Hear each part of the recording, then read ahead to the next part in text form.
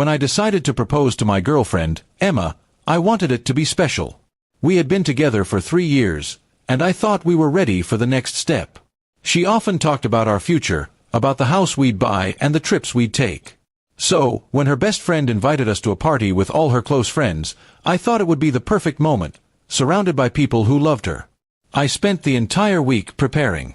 I bought a simple silver ring, elegant, just like her. I even practiced what I'd say, imagining her tears of joy and the cheers of her friends. That night, as we arrived at the party, I could barely contain my excitement. Everyone was laughing, drinking, and dancing. Emma looked stunning in a blue dress that shimmered under the lights. For an hour, I waited for the right moment. Then, as the music slowed, I asked for everyone's attention. People gathered around, expecting something fun or romantic. Emma turned to me, her face full of curiosity and amusement. I took a deep breath, got down on one knee, and pulled out the ring. The crowd gasped, and I said softly, "Emma, will you marry me?" For a few seconds, there was silence. Then she laughed. Not the kind of laugh that comes from joy, but one that carried disbelief and awkwardness. Her friends exchanged uncertain glances. She shook her head, smiling, and said, "Oh, Jake, you can't be serious right now." I froze, still holding the ring, my heart pounding. When I didn't answer, her smile faded. She looked at me coldly and said, "I'd rather stay single than do that." The words cut through the noise, silencing the entire room. My hand trembled. The laughter stopped. All eyes turned to her, and then to me. I couldn't breathe. For a moment, I hoped she was joking. Maybe she didn't mean it. Maybe it was the shock or embarrassment of the public proposal. But her expression said it all. She wasn't joking. She was serious. She looked almost annoyed, as if my question had ruined her night. I stood up slowly, forcing a weak smile. I understand," I managed to say. My throat burned, my chest tight. I slipped the ring back into my pocket and tried to leave, but one of her friends awkwardly patted my shoulder and muttered something about giving her space. The rest of the night went on like a blur around me, laughter resuming, music playing, but I felt invisible. Outside, the night air felt heavier than ever.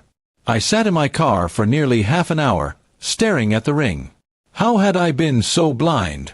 The signs had been there. Lately, she'd been distant, always distracted when we talked about the future. I thought she was just stressed from work. I never imagined she had already made up her mind about us. The next morning, I woke up to messages, from friends, from people who had been at the party, even from strangers who had seen a video someone posted online. My humiliation had gone viral. In the clip, Emma's laughter played on repeat, followed by her cruel words. I deleted my social media accounts that same day.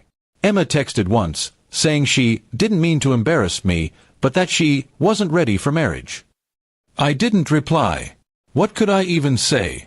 She didn't just reject a proposal, she rejected me in the harshest way possible, in front of everyone she knew. That wasn't a lack of readiness. That was a lack of respect. Days turned into weeks, and the pain slowly faded into clarity.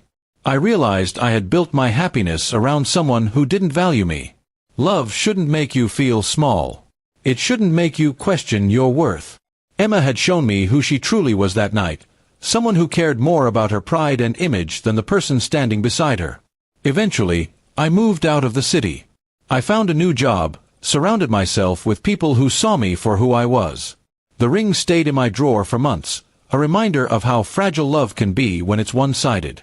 One evening, I took it to the riverbank near my new apartment and tossed it into the water. It disappeared beneath the surface, taking with it the last piece of that broken dream. Months later, I heard Emma had started dating someone new. I felt no anger, no jealousy, just a quiet sense of relief. I had loved her honestly, and that was enough. Her rejection no longer defined me, it freed me. I learned that some endings aren't punishments, they're protection. Now, when people ask if I believe in love, I smile. I do, just not the kind that makes you beg for someone's approval. Real love doesn't humiliate you or make you question your worth. It grows quietly, built on kindness and respect. And one day, when I find it again, I'll be ready, not to prove anything, but simply to share it with someone who won't laugh when I kneel before them.